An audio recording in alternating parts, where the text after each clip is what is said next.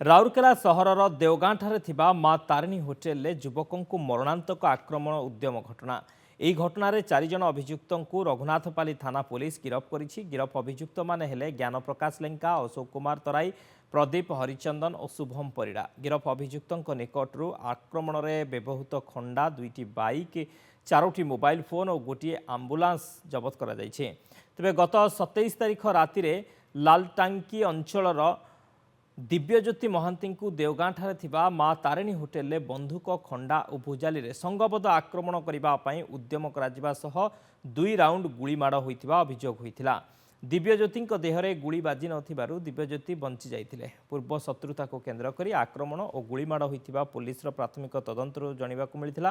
ତେବେ ଅସାମାଜିକ ଯୁବକମାନେ ବନ୍ଧୁକ, ଖଣ୍ଡା, ଭୁଜାଲି ଧରି ହୋଟେଲ ସମ୍ମୁଖ ଓ ହୋଟେଲ ଭିତରେ ଆତଙ୍କରାଜ ସୃଷ୍ଟି କରିବା ସହ ଯୁବକଙ୍କୁ ମାରିଦେବାକୁ ଉଦ୍ୟମ କରିଥିବା ଅଭିଯୋଗ ହୋଇଛି।